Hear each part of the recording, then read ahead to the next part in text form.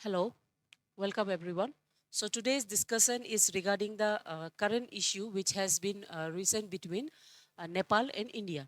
ठीक है, तो ये जो issue है, it is regarding the border dispute, the claim and the political message which because of this dispute के वजह से जो political message जाता है, उसको हम आज थोड़ा डिटेल में डिस्कस करेंगे. So before the discussion of Nepal and India, let's discuss and let's know about the relationship which India and Nepal shares with each other. So India और नेपाल का जो रिलेशनशिप है ये बहुत ही गहरा और बहुत लंबा रिश्ता है. They have shared culture and regional history, जिसमें जैसे कि मोस्ट ऑफ द दोनों नेशंस में if you see both of them are dominantly Hindu religion को फॉलो करता है. उसके अलावा बुद्धिज़्म को फॉलो किया जाता है. और साथ ही साथ they have sacred both the nation sacred places like Pashupatinath और आपका लुम्बिनी, जहाँ में लॉर्ड बुद्धा का पैदा हुआ है, उसको होली मानता है, सेक्रेट मानता है. उसके अलावा दोनों ही नेशन फेस्टिवल्स लाइक छठ पूजा हो गया, या तो आपका जो फ्लॉक आर्ट्स है जिसको हम मिताली आर्ट्स यानी कि मधुबानी पेंटिंग्स बोलता है, ये दोनों दोनों ही नेशन में ये बहुत ही मायने रखते हैं. ठीक है. सो इंडिया के साथ नेपाल का एक रोटी बेटी का रिश्ता है.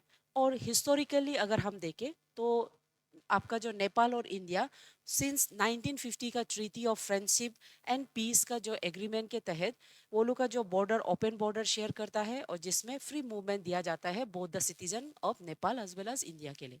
ठीक है. तो ये जो न्यूज़ है यहाँ में what has triggered the issue, यानी कि ऐसा क्या हुआ जिसके चलते इंडिया और नेपाल के बीच में ये इश्यू राइज हुआ है. तो ये इश्यू बेसिकली इसलिए राइज हुआ है क्योंकि नेपाल अभी रिसेंटली यही महीना में नेपाल एक न्यू नोट छापा है, एक न्यू 100 रुपीज़ का बैंक नोट वो छापा है, जिसमें इंडियन टेरिटरीज स्पेशली 3 टेरिटरीज को दिखा रहा है कि अस देयर ओन, मतलब अपना ही बाउंड्री, मतलब अपना लैंड बोल के दिखा रहा है. ठीक है. तो ये जो मैप है इसमें all the territories Indian territories को नेपाल के बाउंड्री में दिखा रहा है. साथ ही साथ इसको हम first major symbolic use of a disputed disputed borders in the national currency हम मान सकते हैं. ठीक है. सो ये जो अगर थोड़ा सा और डिटेल देखेगा इफ़ यू सी, ये बेसिकली द एरियाज जो आपका जो नेपाल के अंदर में दिखाया वो एरियाज है आपका 3 particular areas. These territories are Kalapani. ठीक है. उसके बाद दूसरा है Lipulekh pass, and third जो है वो है लिम्पी यादुरा. ये जो 3 टेरिटरीज दिखा रहा है. लेकिन if we see in detail which areas are shown as Nepal territory, थोड़ा सा ध्यान में देखने से यू विल फाइंड ये जो काला पानी का एरिया है ये सिंस इंडियन टेरिटरी का अंदर में है, और ये आपका इंडियन टेरिटरी का अंदर में उत्तराखंड रीजन में होता है. उत्तराखंड का जो रीजन है ये वहाँ पे है. ठीक है. और ये इंडियन टेरिटरी का अंदर में since time Indian military base यहाँ पे पाया जाता है. ठीक है. उसके बाद दूसरा है लिपू लेक पास. लिपू लेक पास के बारे में आपको क्या मालूम है? ये जो वो रूट है जिसको पिलग्रिमेज, ठीक है, रूट जिसको आपका पिलग्रिमेज लोग यूज करता है ड्यूरिंग द आपका जो मनसोवर का जो पिलग्रिमेज है, कैलाश मनसोवर रूट जो है वो यहाँ से जाता है. ठीक है. कैलाश मनसरोवर, कैलाश मनसरोवर जो रूट है वो बेसिकली आपका लिपुलेक पास से ही जाता है. उसके अलावा आपका लिम्पी यादुरा ये जो रूट है ये वो एरिया है जहाँ में इसका जो ओरिजिन, ठीक है, ये जो रिवर है इसका ओरिजिनेशन बेसिकली आपका जो काली रिवर है, काली रिवर को हम महाकाली रिवर भी बोलता है. ठीक है. तो महाकाली रिवर का ये ओरिजिनेट पॉइंट है, और यही बॉर्डर इश्यू यहाँ से स्टार्ट होता है. तो ये जो पूरा का जगह यानी कि 3 territories it covers around 335 kilometre. और ये जो पॉइंट है ये जो ट्राई जंक्शन पॉइंट हम मान सकते हैं इसको. ठीक है. ट्राई पॉइंट्स यानी कि tri junction converging point of Nepal, India and China. ये 3 नेशंस का ट्राई जंक्शन कन्वर्जिंग पॉइंट बोल के मान सकता है. सो ये इश्यू यानी कि ये पर्टिकुलर प्लेसेस को अपना जो बैंक नोट में दिखाने का मतलब रीजन के वजह से ये जो इश्यूज राइज हुआ है recently. Okay. So next let's see कि चाइना मतलब नेपाल का क्या क्लेम है, कौन सा बेसिस में वो क्लेम रख रहा है, साथ ही साथ इंडिया का क्या क्लेम है उसको हम लोग थोड़ा डिस्कस कर लेंगे. तो सबसे पहले नेपाल का क्लेम. ठीक है. नेपाल ये बोलता है कि based on the treaty of 1816 treaty of Sugauli, ठीक है। ये जो ट्रीटी था, इसको आपका जो किंगडम ऑफ नेपाल और आपका ब्रिटिश इंडिया, ये दोनों ये ट्रीटी को साइन करता है।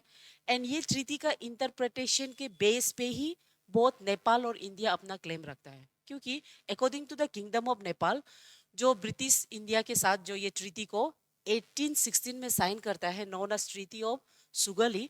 सो बेस्ड ऑन दैट वो लोग का क्लेम ये है कि ना, यहाँ में जो रिवर है काली रिवर, ठीक है, काली रिवर का जो ओरिजिनेट पॉइंट है, ठीक है, उसका जो ओरिजिनेट पॉइंट है, वहां से लेके उसका डाउन स्ट्रीम तक, वहां से लेके उसका जो डाउन स्ट्रीम है वहां तक नेपाल का बॉर्डर वो लोग क्लेम करता है।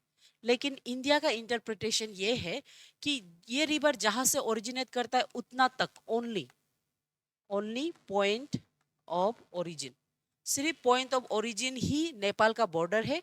उसके बाद बाकी जितना नीचे का डाउन फ्लो है वो इंदर इंडिया का बॉर्डर डेमार्केशन के अंदर में आ जाता है।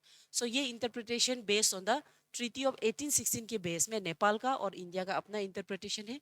उसके चलते ये क्लेम आपका नेपाल जो नोट पे डाल के दिखाया है, ठीक है। सो ये हो गया, उसका जो क्लेम हो गया है ना। उसके बाद इंडिया का स्टैंड, इंडिया का स्टैंड बहुत ही क्लियर है, ठीक है। इंडिया का जो स्टैंड है वो बहुत क्लियर है, क्योंकि ये इंडिया मानता है कि these territories has been the integral and sovereign part of the India since independent. और इंडिया यहाँ में ये जो पोस्ट है जिसको अभी आपका नेपाल क्लेम कर रहा है, ये पोस्ट को सिंस 1962, ठीक है, 1962 का जो सीनो इंडिया वार था, ठीक है, 1962 का सीनो इंडिया जो वार था, ये वार में आपका जो तब से यहाँ में मिलिट्री का बेस पोस्ट रखा गया है। तब चाइना, सॉरी, तब नेपाल को कभी ऑब्जेक्शन नहीं था, तो अभी क्यों, है ना। अगर वो नेपाल का इंटीग्रेटेड पार्ट है, वो उस समय में उसका क्लेम रखना चाहिए था, लेकिन तब नहीं, और अभी उसका क्लेम को रख रहा है, ओके।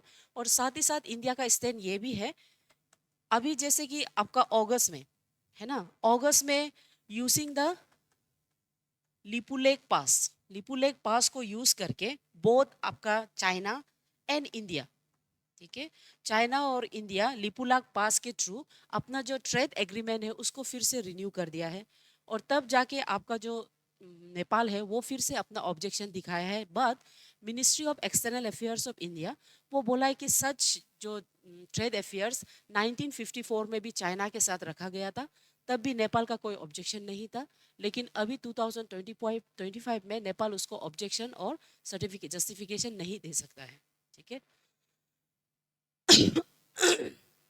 तो ग्राउंड रियलिटी क्या है? ग्राउंड रियलिटी हमेशा ये है कि सिंस इंडिपेंडेंस ये हमेशा इंडिया का जुरिडिक्शन में आया है और इंडिया का कंट्रोल में आया है।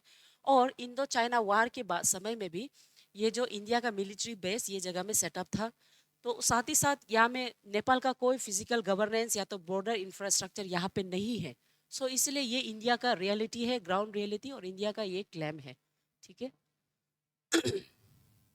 So, why did the dispute resurface? There are many controversial theories given by different people कि ये जो issue है ये दोबारा क्यों निकला है ना।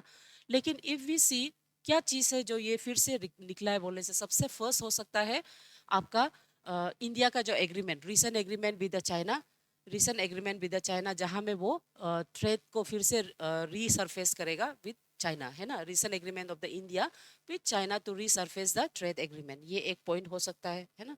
उसके बाद दूसरा हो सकता है कि सोना मतलब नेपाल इसको ऐसे एनक्रोचमेंट देख सकता है इनटू देयर क्लेम टेरिटरी, इसलिए नेपाल उसका अगेंस्ट में कर सकता है, ठीक है।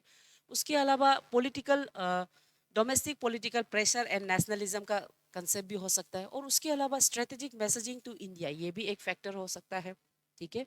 क्योंकि ये मतलब ऐसे स्ट्रेटेजिक पॉइंट है जो even Nepal as well as China भी अपना पॉइंट ऑफ स्टैंड लेने के लिए मतलब रेडी होता है, ठीक है। सो चाइना का एंगल अभी से इवीसी है ना, चाइना का एंगल अगर हम देखें तो ये जो लिपू लेक का एरिया है जो इजी एक्सेसिबल पास देता है, वहाँ में चाइना का स्ट्रेटेजिक और उसका जो कंसेप्ट है, स्पेशली उसका जो रोड बेल्ट इनिशिएटिव है ना, रोड बेल्ट इनिशिएटिव, यानी कि जिसको हम बेल्ट रोड इनिशिएटिव बोलते हैं, ठीक है, बेल्ट रोड इनिशिएटिव, ठीक है। तो ये जो स्ट्रेटेजिक पॉइंट अगर नेपाल उसको क्लेम करके लेता है अपना जुरिडिक्शन के अंदर में, तो नेपाल और चाइना का जो इंक्रीजिंग फ्रेंडशिप है, बिजनेस ट्रेड है, इकोनॉमिक ट्रेड है, तो उसमें चाइना के लिए इजी बन जाएगा कि वो बेल्ट रोड इनिशिएटिव को वहां से एक्सटेंड करके उसको एक स्ट्रेटेजिक पॉइंट देगा इंडिया के टुवर्ड्स। और साथ ही साथ नेपाल के लिए वो इकोनॉमिक ग्रोथ बन सकता है by the connection of those road. So ये वो एंगल हो सकता है for the rising issue regarding the border. ठीक है, होगा।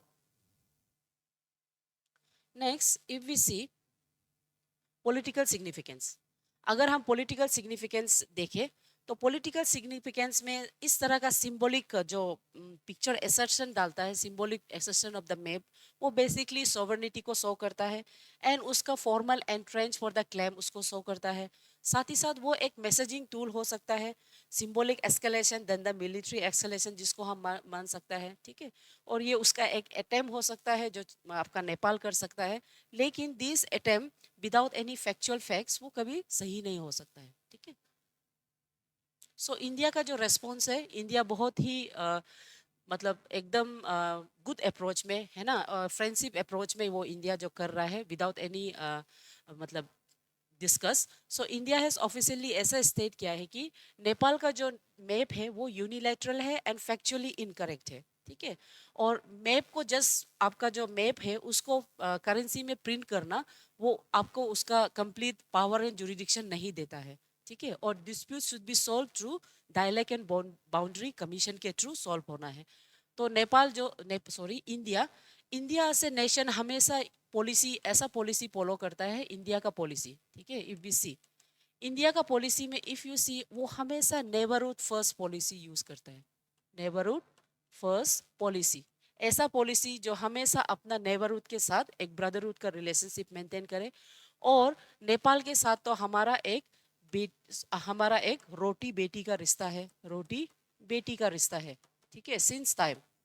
सो उसको हमेशा नेबरहुड फर्स्ट पॉलिसी के अंदर में। दूसरा इंडिया का जो पॉलिसी है वो है no first policy, no first policy, यानी कि इंडिया जो कभी भी किसी भी नेशन को कभी आगे अटैक नहीं करेगा, वो अपना नेबर स्टेट में एक ब्रदरहुड का कंसेप्ट वो रखता है, स्पेशली आपका भूटान हो, नेपाल हो, ठीक है, या तो बांग्लादेश हो, श्रीलंका हो। ओके, सो ये इंडिया का रेस्पॉन्स है कि जितना हो सकेगा थ्रू एमिकेबल वे, अगर वो बायलैटरल मैकेनिज्म के थ्रू, बायलैटरल मैकेनिज्म यानी कि प्रैग्मेटिक अप्रोच के थ्रू, वो एक हिस्टोरिकल एविडेंस के साथ, जॉइंट फील्ड सर्वे के साथ and also forming a larger friendly bilateral relationship के साथ वो इसको टैकल करना चाहता है।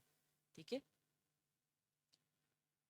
तो व्हाट इज एट स्टेक, यहाँ में सबसे ज्यादा स्टेक होता है आपका जियो पोलिटिकल सेंसिटिविटी, क्योंकि नेपाल का वो जो साइट है जिसको वो क्लेम कर रहा है, वो एक कॉरिडोर होता है, रूट बनता है आपका चाइना के टुवर्ड्स। दूसरा strategic of the Himalayan corridors है ना, और साथ ही साथ ये जो पिलग्रिमेज रूट होता है जो आपका कैलाश मंसोवर रोड, ये भी एक स्ट्राइक में है, यानी कि रिलीजियस सेंटिमेंट्स होल्ड होता है दोनों साइड में। और उसके अलावा influence of the Himalayan region between the two rising Asian powers, specially China और इंडिया के बीच में। ठीक है, सो उसमें आपका जो नेपाल है वो थर्ड पार्टी का इन्फ्लुएंस में नहीं होना है, यही इसका बेसिक कंसेप्ट है। ठीक है, सो फ्यूचर पॉसिबिलिटी क्या हो सकता है? फ्यूचर पॉसिबिलिटी सबसे पहले इंडिया का जो पॉलिसीज है नेबरहुड फर्स्ट, यानी कि थ्रू डिप्लोमेसी हम इसको, through peaceful talks, treaties and peaceful resolution के थ्रू हम लोग ये जो मैप का जो सिंबलाइज है उसको हम क्लियरिटी के कंसेप्ट से हम लोग उसको टैकल कर सकता है। ठीक है, तो हिमालयस, सो कंक्लूजन में हम ये मानता है कि मैप जो इंटेंट को सो सकता है, शो कर सकता है उसका क्या इंटेंशन है, लेकिन रियलिटी हमेशा उससे ज़्यादा है। रियलिटी फैक्चुअल्स पे डिपेंड करता है, फैक्ट्स पे डिपेंड करता है। और इंडिया का ये मैप एक पॉलिटिकल मूव है, लेकिन वो टेरिटरी को चेंज नहीं कर सकता है। दूसरा, बॉर्डर्स लुक हमेशा टेरिटरी ट्रीटीज, गवर्नेंस और एग्रीमेंट से ही बनता है, not bye printing of the currency. Currency में प्रिंट करने से वो कभी भी उसका जुरिडिक्शन में नहीं आएगा। We have to remember that. And since we have a prolonged relationship since 1954 with Nepal, तो ये रिलेशनशिप को हम लोग जितना हो सकेगा एक डिप्लोमेटिक अप्रोच के थ्रू हम लोग इसको टैकल करना है, maintaining our cultural, traditional and historical perspectives. ठीक है, सो आई होप आपको समझ में आया है आज का डिस्कशन। So Thank you.